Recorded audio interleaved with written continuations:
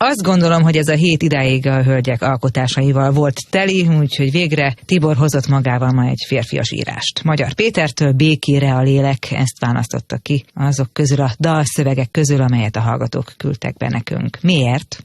Hát hogy mondjam, hogyha tegnap Chloé Brön szövegével kapcsolatban arról beszéltünk, hogy van húzása, ennek különösen jó ritmikai húzása van. Ráadásul azt szeretem, mikor, ha súlyosabb témát is feszeget valaki, itt ugye hangsúlyosan dalszövegről beszélünk, képes belevinni a játékot meg a könnyedséget. Mert azt hiszem, egy dalnál, ha lehet üzenetről beszélni, akkor sokkal jobban átjön az üzenet, és sokkal könnyebb értelmezni, sokkal többet ad, mint hogyha magát a masszív súlyt valaki odapakolja. És ebből a szempontból Magyar Péter szövege nagyon-nagyon arányos, szerintem. Na nézzük meg, Békére a lélek, ez a címe, részlet belőle, ezek szerint ez egy hosszabb alkotás.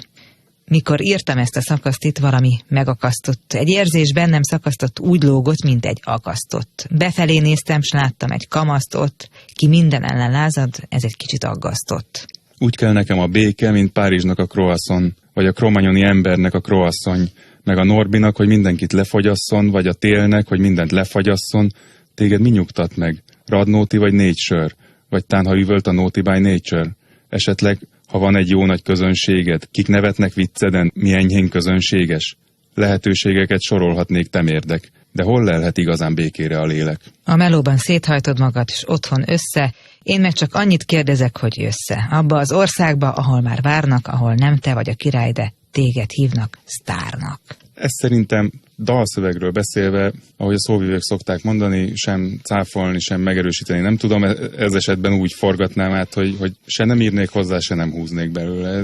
Ez úgy, ahogy van, jó szerintem. El tudom képzelni ezeknek a rímeknek a húzását, tök jók a képek, próbál kicsit meghökkentő lenni, rendben van a refrén, és itt megint, tehát különösen az első szakasznál, tehát az vezeti föl a komolyabb témát, amit egyébként a refrén úgy, ahogy van, kibont, és akkor ebben enged egy kicsi, hogy mondjam, megkönnyebbülést a második hosszabb szakasz. Tehát az önmagunkban meglátott kamasz, ez is nagyon, egyrészt az első fél rím, mikor írtam ezt a szakaszt, itt valami megakasztott, ezt kecskerímnek hívják, én ezeket nagyon bírom, de aztán persze rendes rímeléssel folytatódik, és az, hogy egy érzés bennem szakasztott, úgy lógott, mint egy akasztott, hát nagyon jó, gratulálok.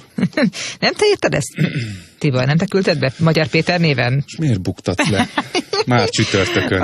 Istenem, jól van. Majd a végén, ha téged húzunk ki a kalapból, mint nyertes, vagy mint győztes, vagy mint legjobb, akkor azért furán nézel majd magaddal szembe. Mindenképp én nyerek, mert van még pár álnevem, úgyhogy küldözgetem magamnak a szövegeket. Hát erre még nem is gondoltam, na jó. Szóval Magyar Péter szövege tényleg izgalmas, azért jól lefedi a mai magyar valóságot is. Hát nem csak a magyart. Jó, úgy átlagosan. De ha már Magyar Péterről beszélünk, persze.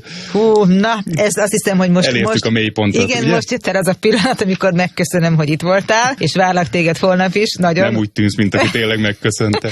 És nagyon-nagyon várlak. Köszönöm szépen, hogy elhoztad ezt a szöveget is. Lehet nekünk még küldeni, nagyonzene@mtva.hu, ez az e-mail címünk, dalszövegek a hallgatóktól. Köszönjük.